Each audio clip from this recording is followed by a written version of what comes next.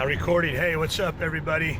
Jer-dog here, jer-dogcomedy.com, thebarcomic.com, back again in the mobile recording studio, aka my van and smartphone, Android, videotaping this shit. Not even videotape. I still say videotape because back in the day, you know, 1989, 1990, I was 15 years old, 14 years old, something like that, and spent my very first summer ever that I was eligible to work detasseling corn, getting up at 5 in the morning to be in a cornfield by 6 a.m. Hang on a second, I gotta switch lanes here. I had to hit the button.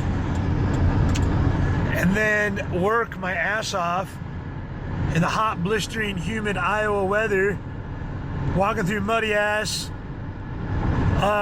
wet cornfields.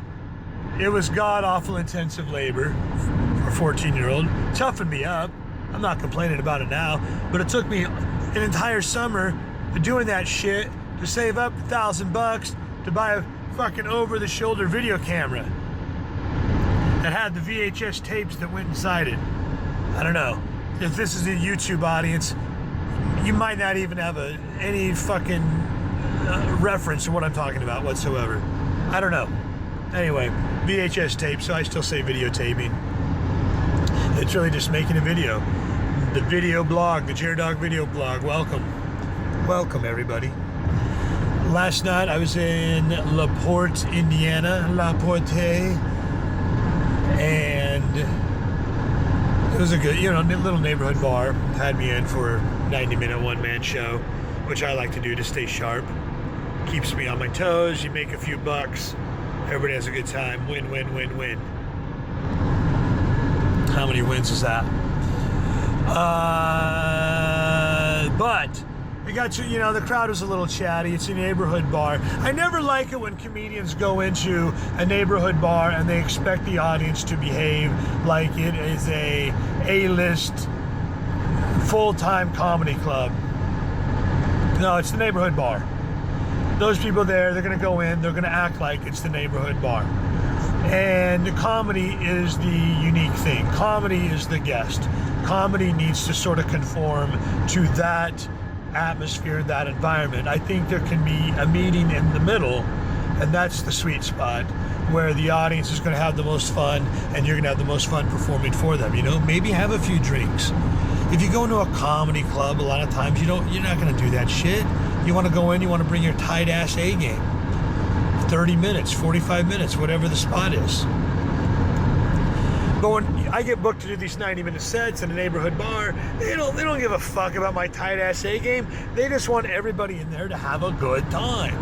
And the meanwhile, I get to practice some of my comedy. I got to keep sharp, do some new material, do some old material, sell some t-shirts, sell some CDs, make some new Facebook fans and friends, make some new just in real life friends that when I'm passing through, I can stop in for a beer and know a few people when I'm on the road, which is nice as well, because the road is a lonely, lonely place, my friend.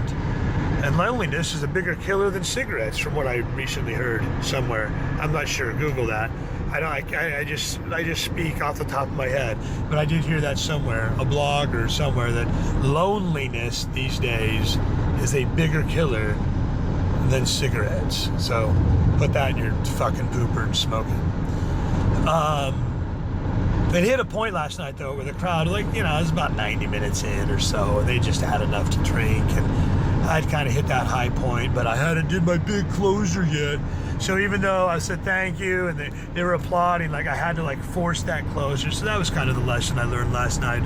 They really weren't into the big closing bit. So I didn't hit a high point. I didn't necessarily leave them wanting more. They were chatty, but they were definitely having a good time. I did my usual meet and greet after the show, and they tell you face to face, oh my God, you were so funny. We need more of this.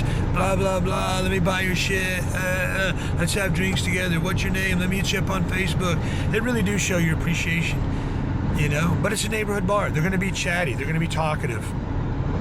They might be a little bit disruptive. There was some fucking chick rolled in like his inflatable dinosaur costume last night. You know, so some people do deliberately try to be distracting. They're probably used to being the center of attention in that fucking bar. So they don't necessarily like it when a dude from me, an out-of-towner, rolls in with a kick-ass comedy routine and gets all the attention. What? Why is the guy with the microphone in the spotlight that everybody paid an admission to come see, why is he getting all the attention? How come it's not me? How come I'm not getting all the attention? You know, it's usually the typical bar skank that's in there every fucking week, every night, every Wednesday, every Thursday, whatever the case may be, you know, and usually she's got a bunch of guys fucking glomming all over, and the one night, no one's fucking giving her the attention and validation that she wants. So what does she got to do? Roll in and put on the fucking inflatable dinosaur costume to get the attention. Of course, I'm not saying that's what the case was last night. I'm just speculating. I'm just generalizing about that kind of shit when I go to bars, observations that I make about how some of the people behave. They're the usual attention getters in the nightclubs. They're the usual attention getters in the bar. And when jer-dog, the bar comic, rolls in and starts delivering a kick-ass comedy routine, it's almost like they feel compelled to sort of resist against that. Sometimes even in a passive-aggressive way, where they'll turn their back to the show at the bar, or they'll just get up and walk away, or they'll grab their coat and make a big scene out of that, you know, walk right in front of the stage and let everybody know that they're not into this, man. They're too cool for this. It's like, fuck off, dude. Too cool for drugs? Whatever. You know, we're all just here to have laughs and have a good time. Fuck me for that. Fuck me for having that objective. You know? Anyway, it was a lot of fun last night. I did learn a lesson, though. When you hit that high point, when the crowd is responding, when they're giving you the fucking applause, and it's close to the end of your set, just say thank you, good night, hit the fucking music, and get out, man. Don't try to do the big closer just because you got to do your big closer. You know, you're not going to get them back. You have to recognize that peak. Usually I'm pretty good at that, but last night I've kind of fucked that up a little bit. Maybe it's the 6 Jaeger bombs that I had while I was on stage. Again, not the typical thing that I would do, like at a professional gig, like a quote-unquote professional gig, industry gig, comedy club or a casino. They're not, but you don't need to do that shit there. They just want you to do it tight 45, and they allow you to do that when you go into these neighborhood bars. It's more like they're expecting you just to be the life of the party. So you do a few Jaeger bombs, whatever, you know, be safe. Don't drive drunk out of there. That's fucking stupid.